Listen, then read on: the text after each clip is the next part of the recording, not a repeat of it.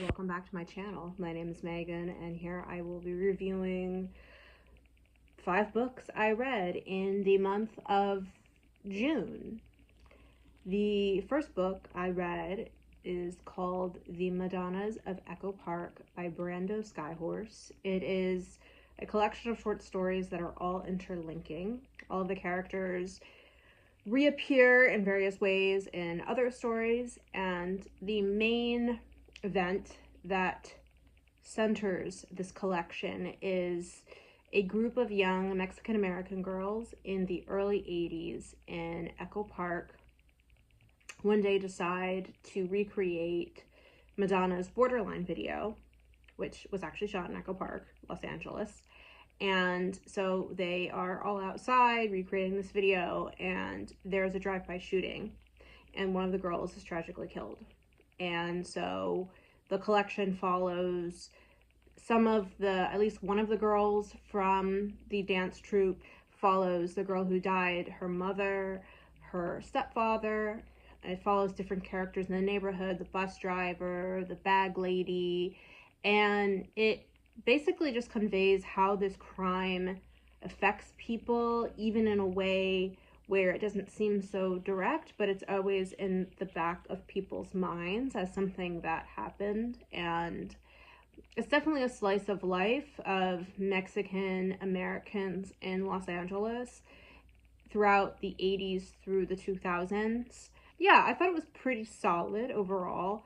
There's one character named Hector who he is undocumented and he goes to get work. He's chosen out of like hundreds of men in the parking lot just to do like manual labor for a couple days, which is just his life, just going from like job to job. And he witnesses a crime, and the people who commit this crime knows that he has seen it, but he can't say anything because he would at best risk getting fired and at worst get deported. So those are the kinds of stories that the collection has. I think for me, it wasn't quite as memorable as I wanted it to be. Like, it was good, it was decent, but I didn't end up keeping it. I put it back in the bin. So that's usually a sign that it's okay, but it doesn't hold a special place in my collection. The next book in this June-July wrap-up, and that was The Things We Don't Do by Andrés Neuman, translated from the Spanish to the English. I don't know why I just said the in front of Spanish and English.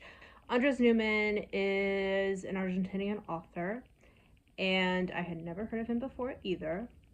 This is sort of like a collection of his short stories, like a collection of a collection.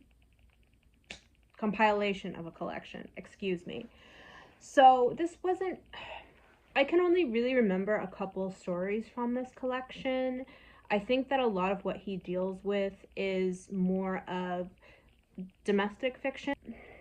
There's a couple stories that I can recall now. One is a dialogue between a therapist and a client, and the client is pretending to be the therapist, and the therapist is getting more agitated, but the entire story is in dialogue, and the lines start to really blur, and you don't know who was who. And there was another story about a husband and a wife on the beach, and the wife draws a literal line in the sand, and she says, "Do not go over this line," and the husband becomes increasingly agitated because she doesn't really say why, and it sort of blows up into this whole bigger representation, I guess you could say, of their marriage.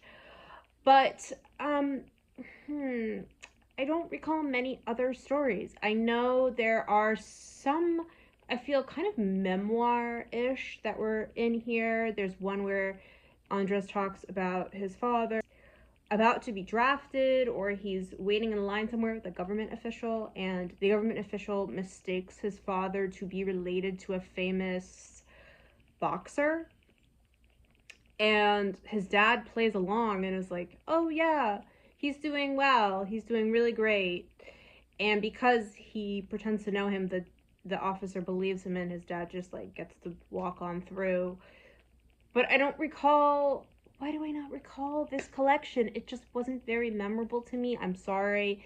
It reminds me a little bit of Milan Kundera or Lydia Davis, but I find that I enjoyed Milan Kundera a little more, and I don't know if something is getting lost in the translation from Spanish into English, because sometimes that does happen. The next book I read was called The Mare by Mare Gaitskill. I have not read Mare Gaitskill in quite a long time. I was a huge fan. I mean, I still am a fan. I just haven't read her in a bit. The Mare is about a young girl, Dominican American girl named Velveteen Vargas, who is a part of this inner city program called the Fresh Air Fund that takes disadvantaged kids upstate to have a sort of big brother kind of system. And she's paired with this older woman named Ginger, who is white, married, no children, liberal loosely, and fairly wealthy. She's a failed artist, also an alcoholic, and she and Velvet bond in many ways. Ginger probably more becomes attached to Velvet than Velvet does to Ginger. And there is a horse farm nearby, and so Velvet starts to take horseback riding lessons, and she falls for this, I wouldn't say falls, but she develops a bond with this horse named Fugly Girl, who was an abused horse, who's very nasty, and no one can tame her, but of course Velvet can, and develops a bond with the horse. I do suspect there's a little bit of like the magical Negro trope going on here. Even though she's Dominican, although there's actual comments about her race and how she looks more Afro-Latina. And this novel follows so many different people's perspectives. The two main perspectives are Ginger and Velvet. But we get a lot of different people's perspectives. Sometimes it's literally just a paragraph on a page. The different horse trainers at the barn, the mother, Sylvia, Velvet's mother, who is very emotionally and physically abusive to her daughter. It's kind of, we see Velvet's life, it's not really happy. Home life isn't stable. She's failing in school. There's bullies in school. There's older guys who are in their early 20s who are preying on young preteen girls. Her whole home life and school life is deeply unhappy, but the horse is her one escape.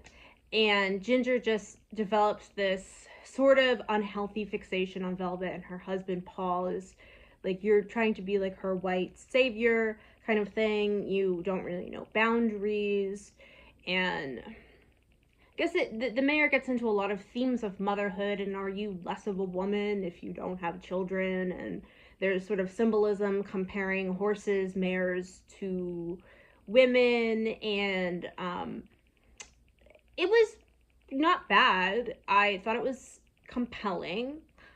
It's very uncharacteristic of what Gaitskill typically writes. She tends to write about women in their 20s and 30s who are disaffected and disillusioned and tend to be in some sort of like alternative scene, BDSM, sex.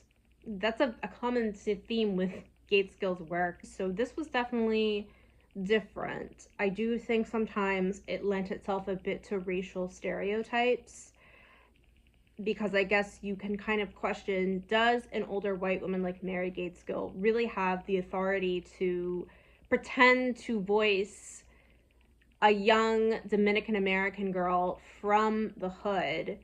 And is she effectively able to voice that girl's struggles without falling into sort of racist characterization? Yeah, it wasn't bad. If you like Gaitskill and you want something a little different, you can check it out. A lot of the book is definitely a nod to National Velvet, and there's a lot of other pop culture references. It takes place, I believe it's supposed to take place in the 2000s. Next book. I own this.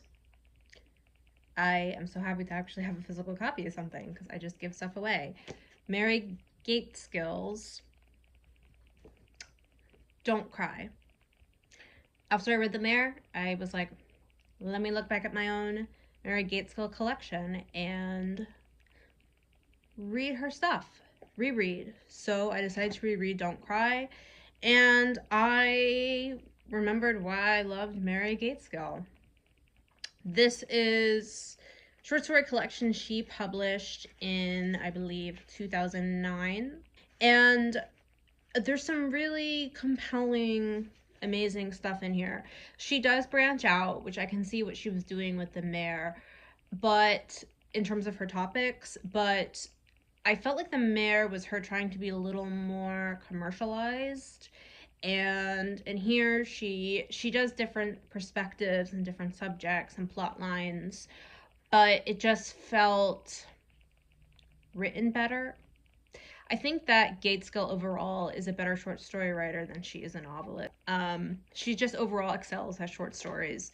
So I would say the last couple stories in this collection are the real bangers.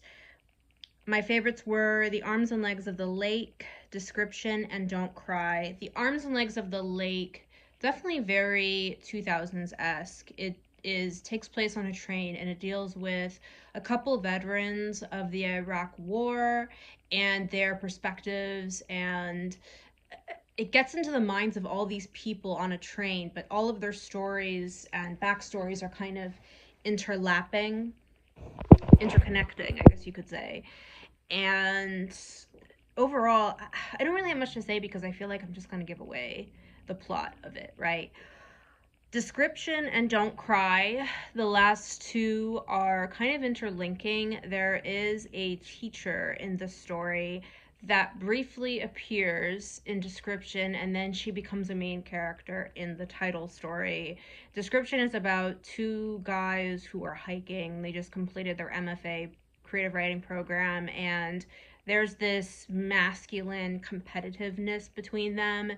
And the one friend reveals that he slept with their professor, and the other guy, just doesn't quite know how to react to it. She's really good at capturing scenery and people's complex emotions in a single moment and all of their internal dialogue and turmoil in these somewhat innocuous situations.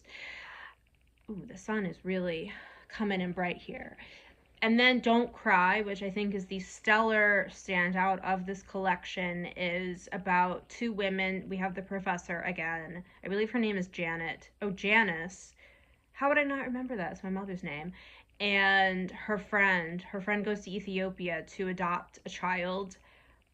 And there's all of this red tape that's involved, obviously, with white Westerners coming in and adopting babies, and they end up getting in the middle of a military coup as they are there, and just they are obviously so far out of their element and have just, it was really well done overall, the story.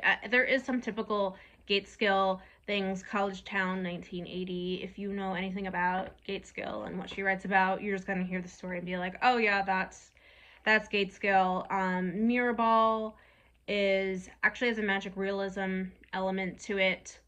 Overall, really solid collection. Definitely recommend. Another favorite collection of hers I have is Bad Behavior. And the last book I read was The Picture of Dorian Gray by Oscar Wilde. I've wanted to read it for a while. It's very short. It's under 200 pages. This is sort of like a magic realism story of a young man named Dorian Gray who has a beautiful painting done of him by this painter, Basil. Sorry, the sun was messing with me. Dorian asks for immortal youth, and he trades his soul for immortal youth, but he becomes this terrible person, and every terrible deed he does is reflected in this portrait of him, and over time it becomes aged and ugly, and Dorian can't bear to look at it, and this culminates into something I cannot say.